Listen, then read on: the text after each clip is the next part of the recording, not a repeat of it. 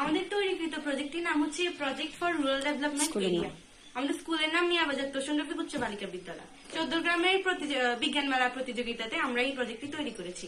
আমাদের প্রজেক্টে 2018 সালে মাননীয় প্রধানমন্ত্রীর নির্বাচনী ইস্তিহারে তিনি বলেছিলেন গ্রাম হবে শহর। মূলত সেই ধারাটি অনুসরণ করেই আমরা আজকে প্রজেক্টটি তৈরি করেছি। এই প্রজেক্টটি আমরা মূলত আমাদের দেশের সকল সাধারণত অনবায়নযোগ্য শক্তিগুলোর সীমাবদ্ধতাকে স্মরণে রেখেই নবায়নযোগ্য শক্তির ব্যবহার দেখিয়েছি। এক্ষেত্রে বায়ুকল ব্যবহার করে বিদ্যুৎ শক্তি উৎপন্ন করে এবং ট্রান্সফরমারের মাধ্যমে সেটি বিদ্যুৎ শক্তিতে পরিণত করে আমরা বিভিন্ন ধরনের বাসাবাড়ি এমনকি কলকারখানায় বিদ্যুৎ শক্তি সরবরাহ করেছি।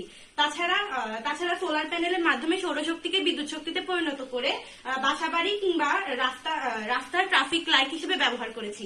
তার উপর বৃষ্টির পানিকে আমরা জানি বাংলাদেশে প্রতি বছর প্রচুর পরিমাণে বৃষ্টিপাত হয়। সেই বৃষ্টির পানিকে সংরক্ষণ এবং যথাযথভাবে পরিশোধন করে সেটি বাসাবাড়িতে পানির উৎস হিসেবে নিরাপদ পানির উৎস হিসেবে সেটি সরবরাহ করেছি।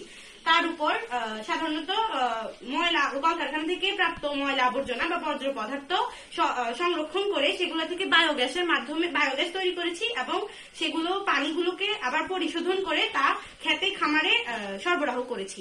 তার উপর আমরা জানি বাংলাদেশে বর্ষাকালে বৃষ্টির সাথে সাথে প্রচুর পরিমাণে বজ্রপাত হয়। সেক্ষেত্রে যাতে আমাদের এলাকাটি সংরক্ষিত এবং সুরক্ষিত থাকে তাই আমরা এখানে বর্জ্য নিরোধক